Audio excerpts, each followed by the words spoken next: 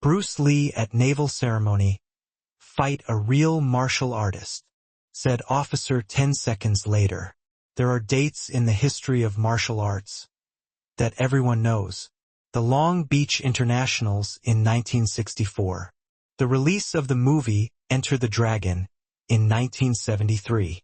But there is one date, one particular evening in the fall of 1966, that does not appear in the history books. It was not filmed by news cameras. It was not covered by the press. It took place behind the steel-reinforced doors of the San Diego Naval Base. Imagine the room, 200 of the toughest men in the U.S. Navy. Officers, combat veterans, men who measured respect by rank and scars. In the center of the room, standing alone in a black kung fu suit, was a 25-year-old man weighing barely 130 pounds. The atmosphere was not friendly. It was hostile. They didn't see a master. They saw an actor, a dancer, and one officer, a man twice Bruce's size, a legend in the field of unarmed combat training.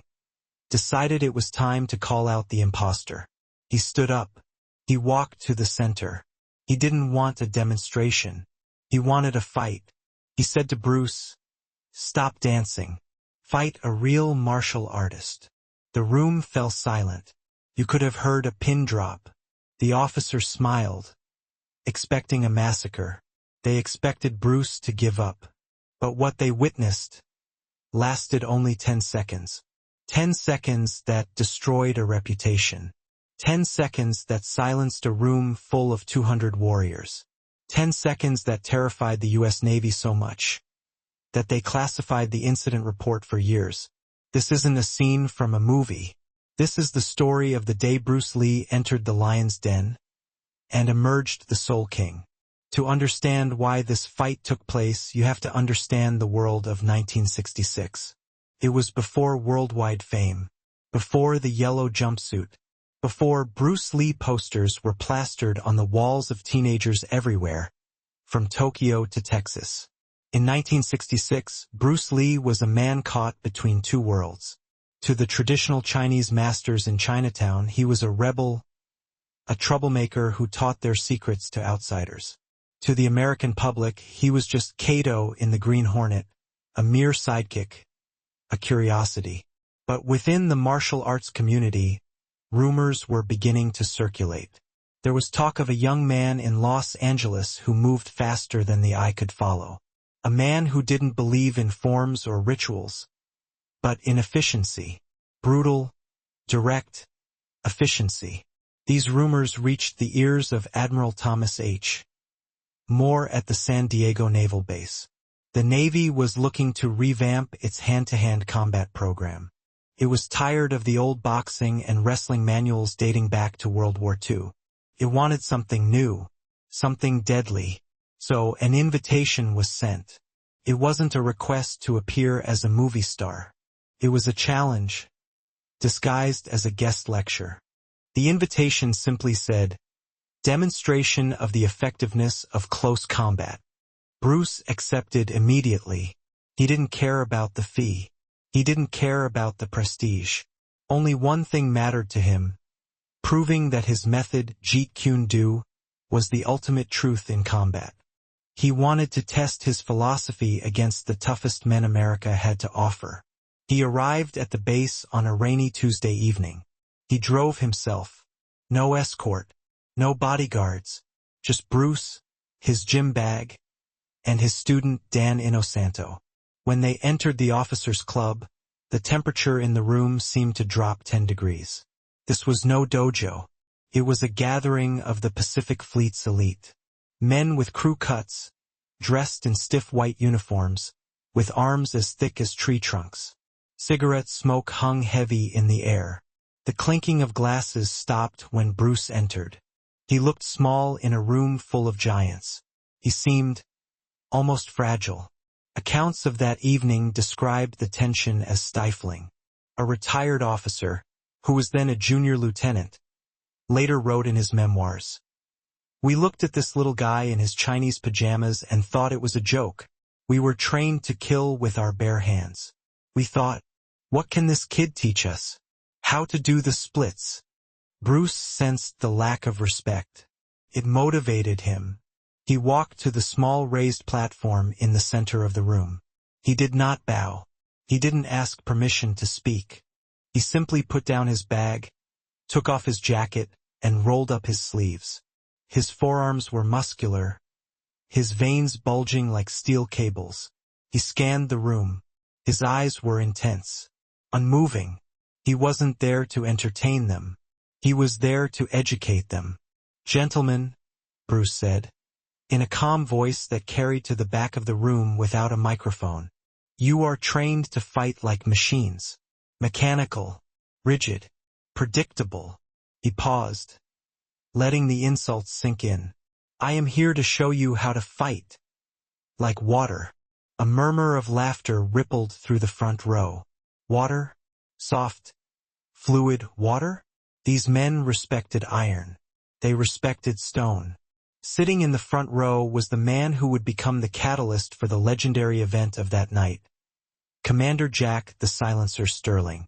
6 feet, 4 inches tall. 240 pounds of muscle. Sterling had been the Navy's heavyweight boxing champion for 3 years. He had hands like hammers and a temper to match. He didn't laugh. He stared at Bruce with pure, unadulterated contempt. Sterling leaned over to the officer next to him and whispered, loud enough for Bruce to hear, "If he mentions water one more time, I'm going to knock him out." Bruce heard him. He stopped mid-sentence. He slowly turned his head and met the gaze of the giant commander. The room fell silent. The air crackled with electricity. The lecture was over. The test was about to begin. Bruce smiled. It was not a friendly smile.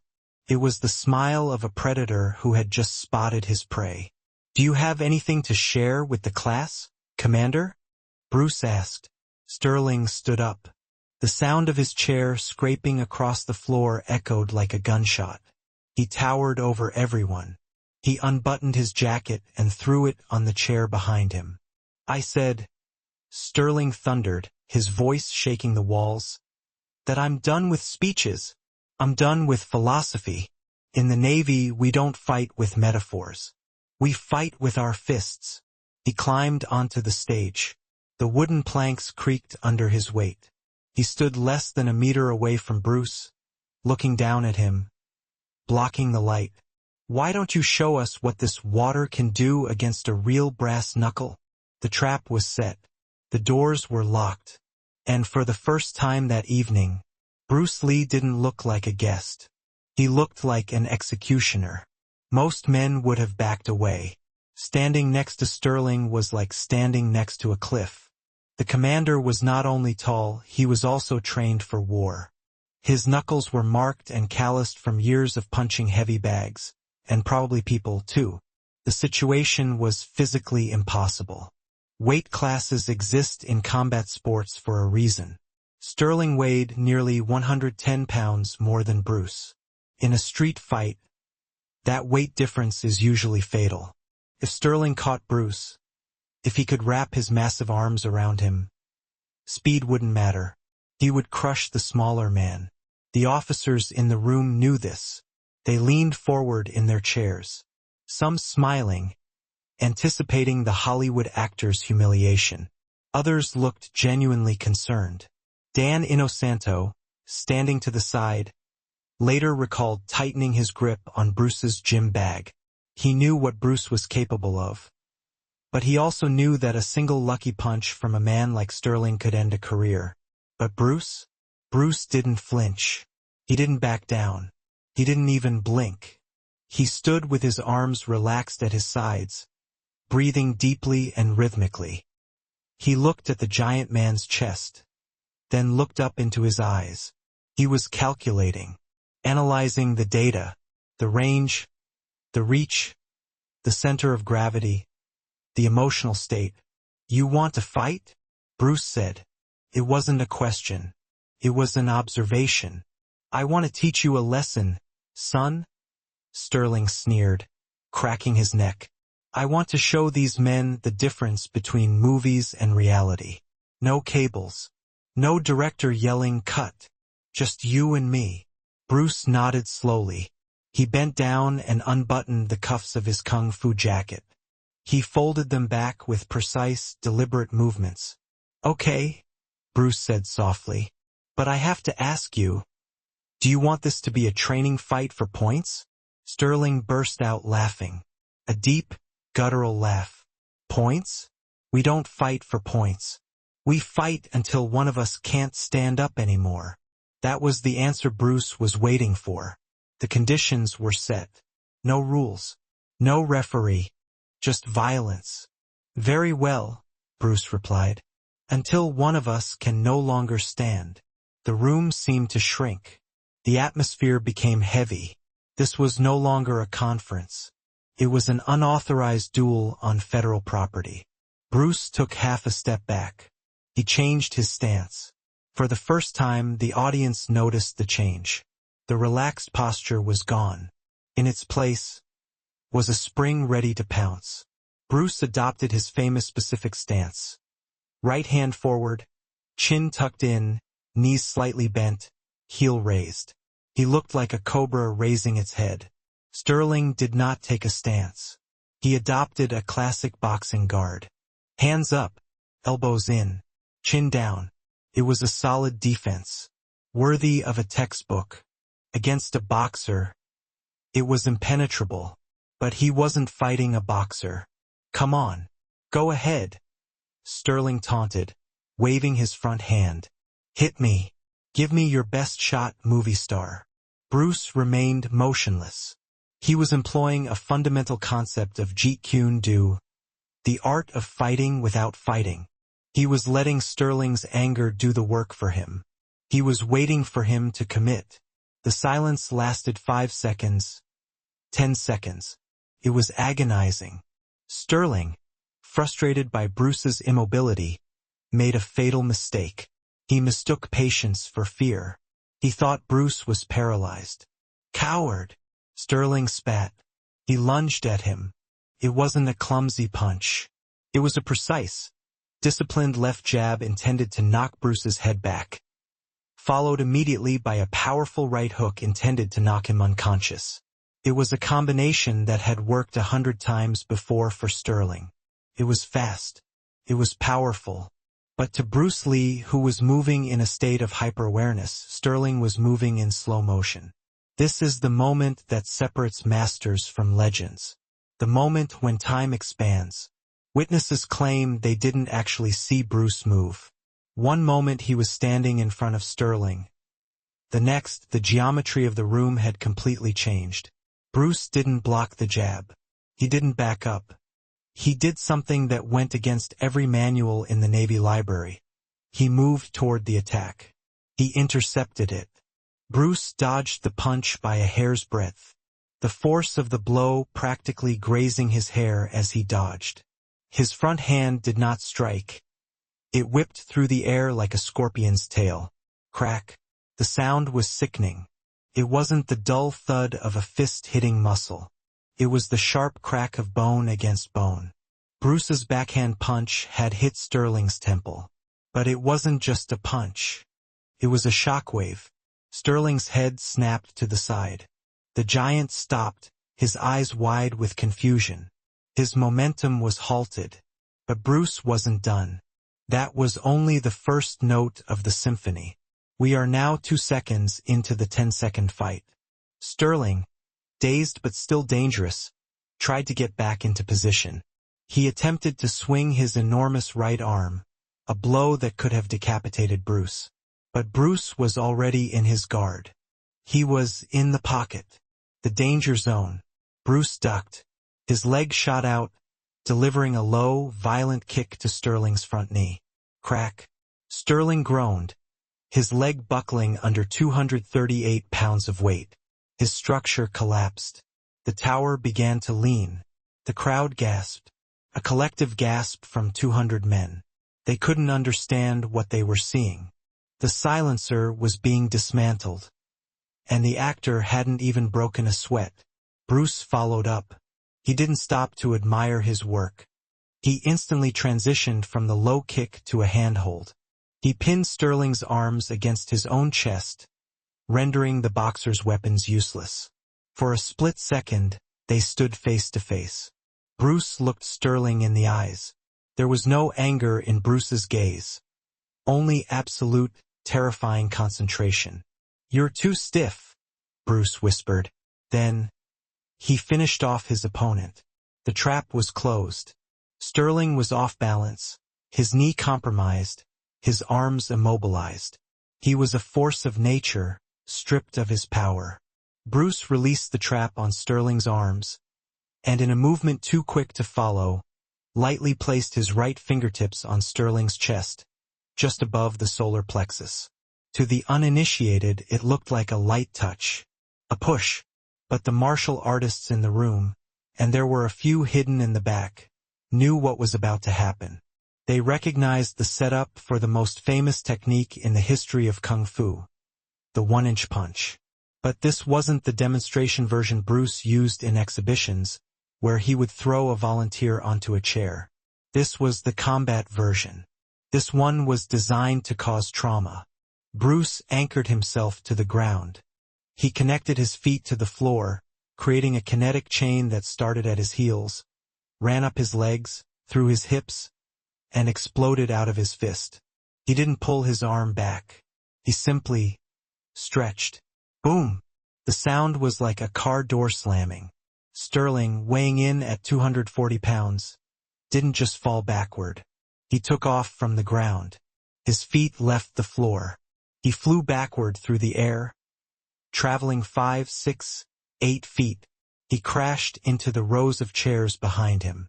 The metal chairs screeched and clattered as they scattered like bowling pins. The army giant rolled, did a somersault, and finally came to rest against the legs of a terrified admiral sitting in the second row. Silence. Absolute, deafening silence. Dust particles danced in the light above the platform. The stopwatch in everyone's mind stopped. 10 seconds. Exactly 10 seconds. Between the moment Sterling had called him a coward, and the moment Sterling lay in a pile of overturned furniture. Bruce stood in the center of the stage. He hadn't pursued Sterling. He hadn't shouted. He had immediately returned to his neutral stance. He seemed calm, almost bored. He adjusted his cuff, smoothing a crease in the fabric. "Water can flow," Bruce said, his voice cutting through the stunned silence like a razor blade. "Or it can crash." He looked at the pile of chairs. "Be like water, my friend." Sterling groaned. The sound broke the spell. 2 Navy medics rushed to help the commander. He was conscious, but his eyes were glassy, unfocused. He tried to stand, but his legs were weak. He looked at Bruce with a mixture of confusion and something else. Pure, unadulterated fear. He had been struck by a ghost. The officers in the room were frozen. Their brains were trying to reconcile their reality with what they had just witnessed. They had seen bar fights. They had seen boxing matches. They had seen violence.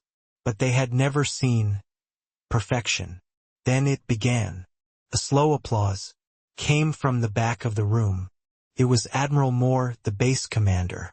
He rose slowly, his face grave. He applauded again. Then another officer rose. Then another. Then 5. Then 50. Within seconds, the room erupted. 200 Navy officers were standing there, applause echoing off the walls. It wasn't polite applause. It was a roar of respect. They were cheering the man who had just destroyed one of their own. Because in that room, rank didn't matter. Only the truth mattered. And they had just seen the truth. Bruce did not bow. He simply nodded his head in acknowledgement of their respect. He walked over to where Sterling was being helped into a chair. The room fell silent again, watching. Was he going to gloat? Was he going to add insult to injury? Bruce knelt beside the man who had tried to hurt him. He placed a hand on Sterling's shoulder. "You are strong," Bruce said softly, so that only Sterling and the men nearby could hear him. "Very strong." But strength without flexibility is rigor mortis. You were dead before you even threw the first punch. Sterling looked up at him, still panting. He nodded weakly. I didn't see it, he stammered. I didn't see anything. Next time. Bruce smiled, and this time his smile was sincere. Don't look with your eyes. Look with your mind. That precise moment is the crucial turning point in the story. If Bruce had simply walked away, he would have been a tough guy. A myth. But by kneeling down, by teaching the man he had defeated, he became a master. He wasn't there to humiliate Sterling. He was there to free him from his own limitations. The demonstration that followed the fight was unprecedented in naval history. Skepticism was gone. Arrogance was gone. For the next 2 hours, Bruce Lee held the entire Pacific Fleet in the palm of his hand. He didn't just show them punches and kicks. He showed them the biomechanics of violence. He explained how to use an opponent's energy against them. He demonstrated the telegraph-free punch, which involved striking a target before the brain has time to register the threat. He called for volunteers, tall and fast men, and had fun with them, not out of cruelty but to illustrate his point. He would place a handkerchief in their hand and snatch it away before they could close their fingers. He would tell them exactly where he was going to hit them, then hit them there anyway because they were simply unable to react quickly enough. But amid the admiration and applause, one person in the room was watching the scene with a different intensity. A young ensign named James Turner. He wasn't watching the punches. He was watching Bruce's face. Turner noticed something that everyone else had missed. Something that would reveal the true cost of that 10-second explosion. As Bruce wiped the sweat from his forehead, Turner noticed a slight tremor in Bruce's hand. Just a quiver, a vibration. Bruce was human. The adrenaline rush was real. The energy he had channeled to throw a 238-pound man into the air had put a strain on his nervous system. He was riding a lightning bolt, and even he could get burned. This detail is essential. It reminds us that Bruce was not a comic book superhero. He was a man who had trained his body to withstand supernatural levels of stress. At the end of the evening, Admiral Moore approached Bruce. He shook his hand firmly. "Mr. Lee," said the Admiral, "I've trained men for 30 years. I've seen killers. I've seen heroes. But I've never seen anyone like you." Bruce bowed. "Thank you, Admiral. We need you," Moore continued. "The Navy needs you. Whatever you teach. We want it." It was a job offer. A blank check. The U.S. military wanted to militarize Jeet Kune Do. Bruce's response was immediate, and it was typical of Bruce. "I can't teach you to be me," Bruce said. "I can only help you find yourselves." But he glanced around the room at the officers, now practicing hand-to-hand exercises, laughing, learning. "I can show you the way." That night, Bruce Lee didn't just win a fight. He forever changed the course of military hand-to-hand combat training. But the story doesn't end there, because what happened next in the parking lot, that's the part that truly haunts the witnesses. The double doors of the officers' club closed, trapping the noise and light inside. Outside, the San Diego night was cool and damp. A thick marine layer had rolled in from the Pacific, transforming the parking lot into a scene from a black-and-white crime movie. Bruce walked out with Dan Inosanto. His arrogance was gone. The dragon persona had been put back in the closet. Now, he was just a guy in a tracksuit carrying a gym bag walking through the fog. But they weren't alone. Corporal James Turner, the young officer who had noticed Bruce's trembling hand earlier, had followed them outside. He didn't want an autograph. He didn't want a fight. He wanted an answer to a question that was nagging at him. He found Bruce leaning against the side of his car. A modest Chevrolet, not a limousine. His eyes fixed on a street light. Bruce was watching the moths circling the bulb. He seemed miles away. Turner hesitated, then stepped into the halo of yellow light. "Mr. Lee." Bruce didn't jump. He didn't turn around in a fighting stance. He slowly turned his head in a fluid motion, like oil on glass. "The show's over, my friend," Bruce said softly. "No more magic tricks tonight." "That's not it," Turner said, his voice slightly trembling. "I watched you in there with Sterling. You were going to kill him." It was a bold statement. Accusatory. Dan Inosanto stiffened, ready to intervene, but Bruce signaled him not to. He looked at the young ensign with his dark, deep eyes that seemed to reflect the wet sidewalk. "I didn't kill him," Bruce replied. "I saved him." "You broke him," Turner retorted. "You humiliated a commander." Bruce broke away from the car. He approached Turner until he was standing face to face with him. The difference in height was there, but Bruce felt like a giant. "To learn to swim," Bruce murmured, "you must first touch the water. To learn to fight, you must first touch the ground." Sterling thought he was invincible. "That's a disease. I gave him the cure." Bruce tapped his own temple. "Tonight he sleeps in pain, but tomorrow he'll wake up.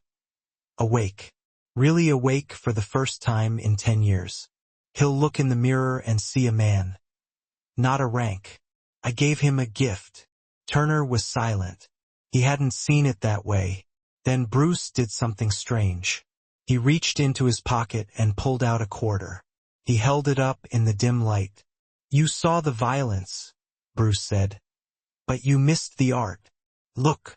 Bruce placed the coin on his open palm. "Catch it," he said to Turner, "before I close my hand." Turner blinked. "What?" "Catch it." Turner reached out his hand. He was young, fast, a fighter pilot in training. He had excellent reflexes. He tried to catch the coin. His hand closed on empty air. Bruce's hand was already closed into a fist. He opened it slowly. The coin was there. "Face up again," Bruce said. Turner tried again. He concentrated. He tensed his muscles. He lunged forward. Nothing. Bruce's hand was closed before Turner's brain could even send the signal to his fingers. "You're trying too hard," Bruce sighed. "You're desperate. Desperation is loud. It screams at your opponent. You have to be silent." He tossed the coin to Turner. This time the ensign caught it. "That punch inside." Bruce gestured toward the club. "It wasn't fast because I'm superhuman. It was fast because I had no intention. I wasn't thinking about winning. I wasn't thinking about hurting. I was just acting. When you clap your hands, do you think about the aerodynamics of your palms? No, you just clap. Fighting should be the same." Bruce opened the car door. He paused one last time, looking back at the naval base, a fortress of steel and concrete. "The Navy builds ships to withstand the ocean," Bruce said, his voice barely audible in the rain. "I teach men to be the ocean." He got into the car. The engine started. And just like that, the legend drove away into the San Diego fog, leaving a perplexed ensign standing in the rain, holding a coin as if it were a sacred relic. This conversation in the parking lot was never recorded. It exists only in James Turner's diary, discovered years later by his grandchildren. But it provides us with the missing piece of the puzzle. Inside the ring, Bruce was the destroyer. Outside, he was the philosopher, the physical and the mental, yin and yang. But the repercussions of that night were just beginning to spread. The fight with Sterling wasn't the end. It was the match that lit the fuse, a fuse that would burn all the way to Washington, D.C., and ultimately to the jungles of Vietnam. Because the Navy didn't just fill out a report and forget about it. They realized they had stumbled upon a weapon they didn't understand. And the U.S. military doesn't like things it doesn't understand. 3 weeks after the incident, a black sedan pulled up outside Bruce Lee's house in Los Angeles. 2 men in suits got out. They weren't from the Navy. They belonged to the agency in charge of special warfare. They had heard the rumors about this man who could fly through the air and strike faster than lightning. They wanted to know if it was true. They wanted to know if it could be replicated. Bruce Lee was about to be invited into the secret world of government special operations training. The men in the black sedan weren't there to arrest Bruce. They were there to recruit him. History tells us that Bruce Lee taught celebrities such as Steve McQueen, James Coburn, and Kareem Abdul-Jabbar. But records from late 1966 and early 1967 suggest a different list of students, a list that was not published in Black Belt magazine. The visitors were liaison officers from the U.S. Special Forces. They had read Admiral Moore's report on the San Diego incident. The report described a man capable of neutralizing a threat in 0.2 seconds and generating force disproportionate to his body mass. They made Bruce an offer: come to our bases. Train our hand-to-hand combat instructors.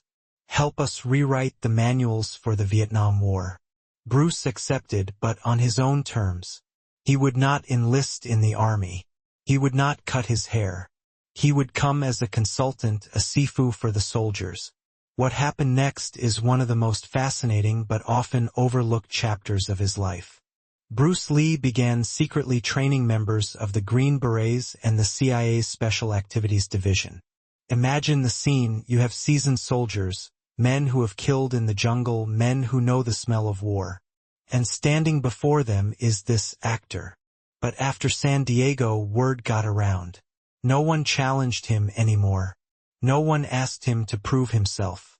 Instead, they took notes. An account that has come down to us from a training session at Fort Bragg describes Bruce demonstrating the finger punch to the eyes. The eyes, Bruce told the soldiers, are the liquid of the soul, but in combat they are just easy targets. You don't hit a helmet. You don't hit a bulletproof vest. You hit where there is no armor. He wasn't teaching them martial arts. He was teaching them survival. He eliminated high kicks. He eliminated spectacular moves. He taught them to bite, to gouge out eyes, to end a life in the blink of an eye if their rifle jammed. It was during this period that Bruce met the true heavyweights of the American martial arts world. Men like Joe Louis and Chuck Norris. These weren't just tournament fighters. They were champions. Joe Louis, the heavyweight karate champion, was a Marine. He was skeptical of everyone. But when he heard about what Bruce had done to Commander Sterling, Louis wanted to see for himself. Their first encounter was not a fight.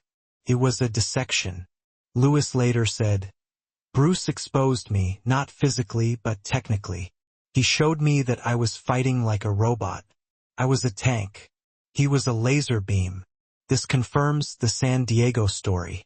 If Bruce could humiliate the heavyweight karate world champion, Commander Sterling's destruction makes perfect sense. It wasn't a fluke. It was standard procedure. But a shadow was beginning to loom. The military loved Bruce. They wanted to clone him. But Bruce began to feel the weight of what he was teaching. In the San Diego parking lot, he told Sergeant Turner that he had saved Sterling. But the techniques he was teaching the Special Forces had nothing to do with saving anyone. They were designed to kill efficiently. Bruce was a philosopher. He believed that martial arts were a means of self-discovery, not just destruction. He began to distance himself. He realized that if he continued down this path, his art, Jeet Kune Do, would become just another weapon in the government's arsenal. He didn't want to be an arms dealer. He wanted to be an artist. At the end of 1967, the invitations to the bases stopped. Not because the army no longer wanted him, but because Bruce had stopped accepting them. He had disappeared from the U.S. government's radar. He refocused on Hollywood, on the big screen. Why? Because he had understood something profound. By teaching soldiers, he could change a few hundred men. But by making movies, he could change the world. He could sow the seeds of his philosophy in the minds of millions. He preferred the camera to classified files. But the legend of the San Diego fight refused to die. It became a ghost story in the Navy. New recruits whispered about it in the mess hall. The day the dragon came. The 10-second fight. It became a cautionary tale for all the arrogant officers who thought rank equaled toughness. And Commander Sterling, the man who had been thrown into the air, his story didn't end in that pile of chairs. In fact, his story is the most surprising part of this whole saga. Because 6 months after the fight, a package arrived at Bruce Lee's home in Culver City. It wasn't a complaint. It wasn't a threat. It was a small wooden box,